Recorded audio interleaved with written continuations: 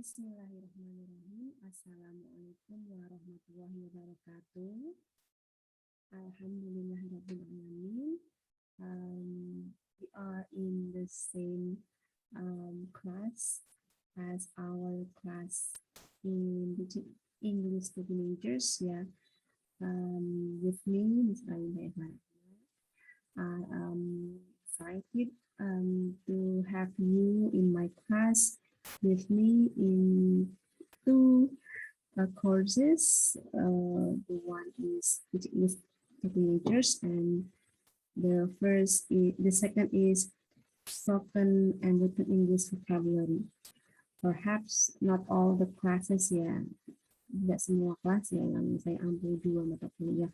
Jadi kelas A kalau kelas B kalau nggak salah ya yang SWAF ini ya, satunya dengan Pak Fahri Ali ya. Okay, thank you. So let's start our class today. Sebelumnya saya share dulu materinya about our description for spoken and English vocabulary. Wait a moment. Let me share my screen. This is it. Okay. Okay. So our learning for today in this course is namely of the course is spoken and written English vocabulary, theory and practice in education.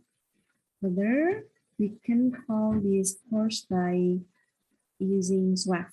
Jadi ya, selanjutnya nanti teman-teman di kelas ataupun di chatting nanti saya ataupun teman-teman bisa dipersingkat dengan SWAF ya, spoken and written English vocabulary. So next slide. In course description, SWAF or spoken and written English vocabulary is the theory and practice in education as the name of the main course that given to the students for 5th semester of PBIGE and Pekalongan. So this is the course that required you to be the students to participate in 1 semester. And second, SWAF is dealing with the concepts, principles, and theories and best practice related to the vocabulary learning and how to bring the theory into application and practice in the classroom. Jadi, SWAF ini kita akan pelajari mengenai konsep-konsepnya seperti apa, kemudian prinsip-prinsipnya bagaimana dalam kelas, dan bentuk teori ataupun praktiknya, best practice-nya ya, praktik baiknya yang berhubungan dengan pembelajaran dalam vocabulary, dan bagaimana teori-teori ini bisa kita aplikasikan ke dalam pembelajaran di kelas. Jadi begitu, ekspektasinya seperti itu. Nanti di akhir pertemuan teman-teman bisa memahami teorinya dan bisa mengambil manfaat teorinya itu diaplikasikan dalam bentuk praktik pengajaran untuk meningkatkan vocabulary baik untuk spoken English vocabulary maupun written English vocabulary. Okay, hopefully you have understood with the description of the course description. Ya, semoga sudah memahami mengenai course description-nya. Oke.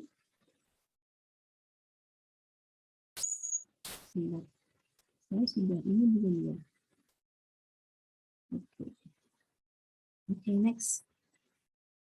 Oh ya, course outcome. In the course outcome, you as a students need to understand the concept of and the contents of SWAF in education.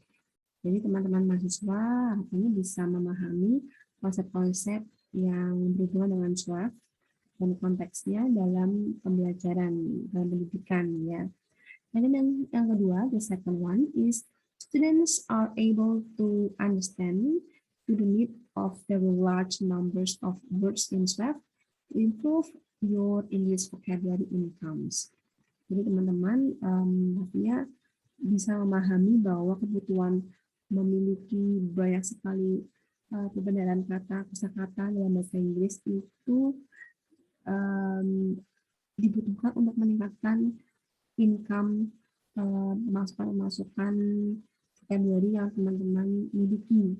Jadi ini memahami bahwa pentingnya teman-teman memiliki perbedaran kata yang terus meningkat tiap waktu. Jadi gitu ya. Jadi memahami pentingnya memahami banyak kosakata dalam bentuk PF itu ya, spoken vocabulary ataupun written vocabulary. And then 3, students are able to engage critically with relevant concepts, principles, theories, and best practice in teaching vocabulary in the EFL context. Jadi, sudah saya katakan di awal, teman-teman nanti akan memahami berbagai macam mengenai konsep-konsep. You will learn about various concepts, any kind of principles, and then many theories, and then a lot of best practices to the teaching vocabulary in EFL context. Jadi tujuannya seperti itu ya, memahami berbagai macam konsep, prinsip, teori, hingga praktik baik yang bisa diaplikasikan ke pembelajaran untuk meningkatkan vocabulary siswa atau peserta didik. Tetapi di sini kita masih untuk teman-teman mahasiswa ya, jadi karena kita grupnya saya yang mengajar, jadi harapannya saya bisa mengambil memanfaatkan teman-teman untuk bisa menggali lagi banyak vocabulary yang teman-teman masih belum memahami ataupun konsep-konsepnya dan yang lain-lain. Okay. Hopefully, again, the course outcomes about our learning in one semester in SWAF will make you understand about the contents of the course in this semester in 16 meetings. Semoga bisa memahami mengenai luaran-luaran yang dapat diperoleh. Okay, next is about the course contract. Ya, sudah seperti biasa, seperti sebelum-sebelumnya. Ya, ini insidental saja ya, artinya tidak terlalu saklek dengan saya. Teman-teman pasti sudah memahami bagaimana kriteria saya untuk mengajar. Dan mudah-mudahan teman-teman masih bisa mengikuti. Yang terpenting adalah berhubungan dengan kehadiran. Not more than 3 times you are absent, and then you need to do and assign the given tasks, and then your participation in class, online class. Jadi untuk semester 5 jadi belum ada kabar untuk tatap muka ya. Jadi kita masih menggunakan sistem daring. Ya, tetap saya akan amati, I still observe your participation in the chatting or in the file flow if I ask you to have the file flow meetings. And then fourth, you need or you must do the midterm test and final test. Gitu. Okay, next is about ini mungkin kalau ini saya masih menggunakan kontrak yang sebelumnya. Jadi skip saja, sudah paham. Bahkan teman-teman yang belum paham kontrak yang lebih spesifik bisa lihat di Teaching English for Teenagers untuk berhubungan dengan pandemi COVID-19 ya, situasi dalam pembelajaran jarak jauh. Oke, untuk ini for grading assessment. Jadi di perkuliahan Teaching English for Teenagers saya kan tidak meminta, I don't ask you to make a presentation, to have a presentation, but in this course I or I encourage you, I suggest, I suggest, yeah, I ask you to make your presentation with the groups. So these are the claims of the assessment. The first is attendance, 10%. The second one is participation, 10%. The third one is presentation, then 20%. The midterm test, 25%. And then the final test, 35%. Sudah biasa. Seperti ini sudah kita memahami. Jadi tetap saya prioritasnya ke midterm test dan final test ya. Oke. Nah, langsung saja ke bahasa mengenai silabusnya. Semoga ya harapannya teman-teman yang mungkin dua mata kuliah dengan saya tidak bosan ya dengan saya seminggu 2 kali, nggak apa-apa ya. Ya walaupun kita belum ketemu secara fisik, tapi harapannya tidak bosan lewat dengan Zoom ataupun dengan chatting, dinikmati saja ya, nikmati prosesnya. Okay, next is the themes. Okay. The first, the colors ones are for 1 and 3. 2 and 3 weeks here, meaning that we are not asking to present. Jadi di sini saya coba lihat berapa jumlah mahasiswa dari ibu. Nanti ya coba, nanti pokoknya kebagiannya bagaimana nanti saya chatting ya.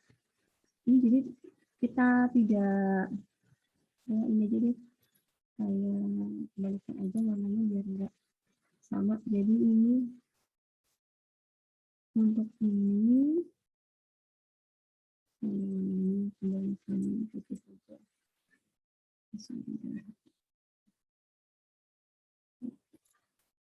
Ya. Ini porsinya saya dua ini. Jadi tadi 2 dan 3 teman-teman dan IPA ini sebenarnya saya. Tapi saya kan belum tahu total jumlah dari mahasiswa kelas ini.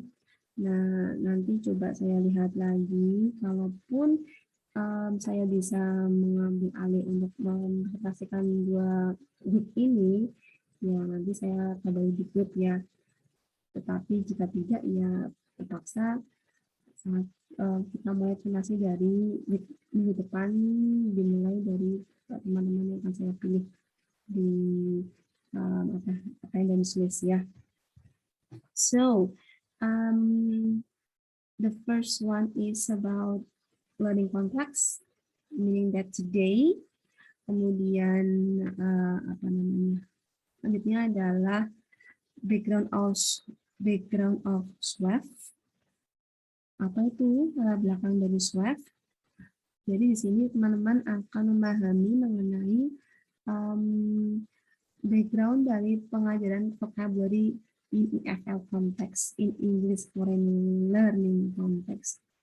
Ya, language context, and the goals of vocabulary learning. Nah, di sini teman-teman perlu memahami bagaimana latar belakang dari pemahaman belajar mengenai spoken English vocabulary itu berhubungan dengan pengajaran vocabulary di dalam konteks pembelajaran EFL. Nah, goals-nya apa? Pasti ada ya. Nggak ada kita nggak melakukan kegiatan nggak ada goals-nya. Pasti ada goals. Nah, nanti teman-teman pahami di week kedua, sorry. And then week 2 is knowing a word in vocabulary learning. Mengetahui apa itu sebuah kata dalam pembelajaran vocabulary. Nah, mungkin definisinya word itu apa, di sini akan dibahas. And then the types of words-nya seperti apa, ada loh ya. Tipe-tipe kata-kata yang tergolong dari kata apa, begitu ya. Jenis-jenisnya gitu ya. And then week 4, number 4, learning vocabulary with multimedia, the theory and practice. Ya, theory and practice-nya. Jadi di sini teman-teman yang berhubungan dengan multimedia juga perlu mengetahui bahwa vocabulary itu tidak hanya menggunakan hal-hal yang flashcards gitu ya, kemudian menggunakan board game, tapi menggunakan multimedia juga bisa. Multimedia itu bermacam-macam media yang dapat diintegrasikan untuk mengajari vocabulary. Teorinya seperti apa? Nah, prakteknya ada seperti apa contohnya begitu ya. And then fourth is chunking language for learning vocabulary. Bagaimana chunking itu apa? Chunking. Ya, coba teman-teman, how can we spell chunking? If I'm not mistaken, ya chunking. Nggak salah, kita ujarannya chunking. Bukan chunking ya, chunking. Nah, di sini apa tuh chunk? Nah, nanti teman-teman pahami juga di week kelima. And then week 6 is a counterbalance approach between form and meaning. What and how? Apa itu pendekatan counterbalance di antara pengertian dari form dan meaning? Bagaimana, apa dan bagaimana? Tetap apa itu teorinya dan how itu bagaimananya atau praktisnya ya. And then week 7 is aligning with standards and develop modes of communication. What and how. Jadi standar-standar apa yang bisa berhubungan dengan vocabulary, kemudian mood apa, moda-moda apa yang bisa membangun komunikasi. Dan juga membahas itu apa ya, penasaran pasti ya. And week 8 itu week 16 ya. Langsung saja saya masuk ke week 9. Di sini berhubungan dengan incidental learning as well as direct vocabulary instruction. Teman-teman akan memahami apa yang dinamakan dengan incidental learning, pembelajaran incidental. Seperti instruksi vocabulary secara langsung. Nah, membawa ke dalam aplikasi. Ya, otomatis di sini saya teman-teman yang akan presentasi perlu memahami apa itu teorinya dan bagaimana aplikasi dalam pembelajaran vocabulary-nya ya. And then week 10, word strategies bringing into teaching. Jadi ada strategi-strategi kata-kata ya yang bisa dibawa ke dalam pembelajaran, teori dan praktis. And week 11,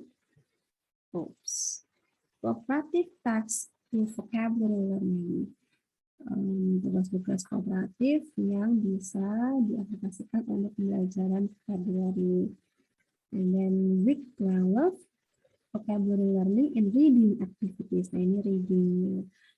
Kita tahu bahwa reading activities itu kegiatan membaca yang comprehending the text, memahami teks atau bacaan. Nah, when we are comprehending the text, meaning that we know the context of the text and content of the text from the vocabulary. Kita perlu memahami isi dan konteksnya ya dari mana? Dari pemahaman ataupun arti dari kata-kata vocabulary yang kosakatanya. Nah, selanjutnya adalah week 13, vocabulary learning in listening activities. Bagaimana kita belajar vocabulary melalui kegiatan listening. Bagaimana apa dan bagaimana. Nah, listening juga, listening kan skill receptive, menyerap, memahami, sama dengan reading ya, dia receptive.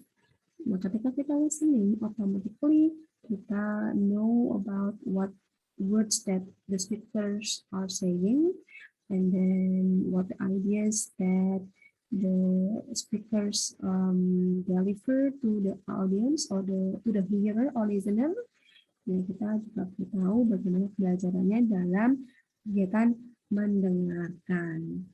And week 14, vocabulary learning in spoken activities. Bagaimana mengajari vocab dalam kegiatan berbicara. Nah, ini spoken yang kita akan lihat dari skill adaptifnya ya, menghasilkan. And the last is vocabulary learning in written activities. Bagaimana kita bisa juga memahami, mempelajari vocabulary dalam kegiatan menulis sama kegiatan produktif atau menghasilkan sebuah kegiatan yaitu writing. So those are the topics that you have to notice in each meeting with me in one semester. Nah, untuk referensi, for the references, I don't provide exact of the references in every meeting, but you are required, you are asked to search a lot of certain of references that match with the topics in the every meeting, yeah. So you can search in the journal, you can search in the books, but yeah, perhaps I will provide some references, and then you can with your friends ya bisa memahami mana yang sesuai dengan topiknya ya. Jadi silakan teman-teman, saya bebaskan untuk mencari referensi. Saya hanya memberikan referensi yang mungkin bisa jadi arahan, tetapi untuk memberikan detailsnya teman-teman cari sendiri gitu ya. Nah, yang terpenting adalah ketika you are presenting, you also put your references at the end of the slides. Jadi sistemnya adalah teman-teman nanti saya pilih di akhir pertemuan untuk minggu depan. Jadi seperti biasa ya, minggu depan saya akan langsung menunjuk 3 atau 4 presenter untuk menyiapkan materi. Akan siapkan dalam bentuk video, kemudian di-upload di YouTube. Nah, sekarang memang kita seperti itu ya. Setelah di-upload di YouTube, nah yang mempresentasikan itu akan memberikan praktisnya. Jadi setelah mempresentasikan teorinya, nah yang mendapatkan jatah tersebut perlu memberikan praktik dari teori yang sudah disampaikan.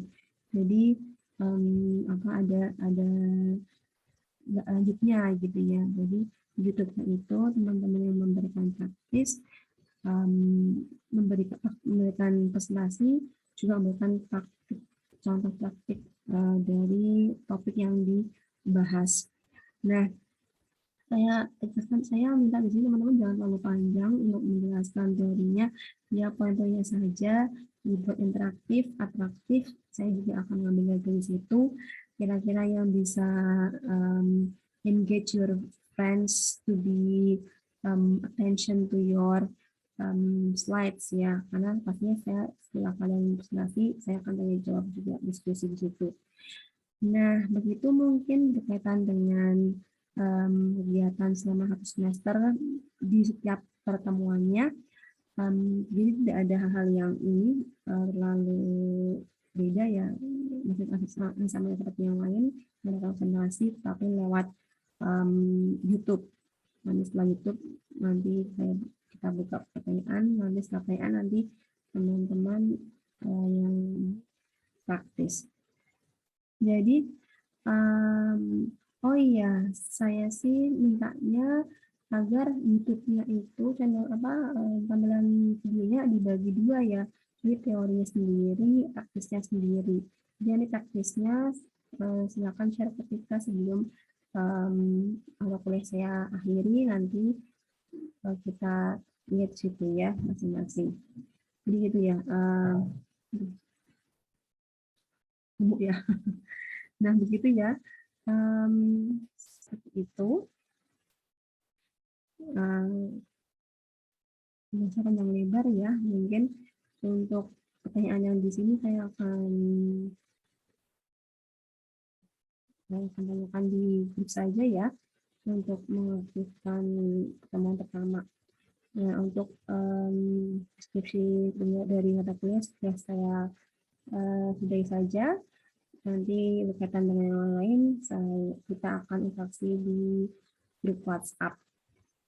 Begitu ya, teman-teman mahasiswa. Semoga memahami apa yang saya sampaikan di sini berkaitan dengan silabus, kontrak pembelajaran, dan yang lain-lain. So, thank you.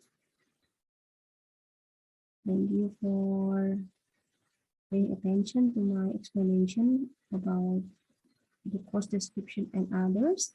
Now we are going to switch to our WhatsApp group. Thank you. Assalamualaikum warahmatullahi wabarakatuh. Yeah.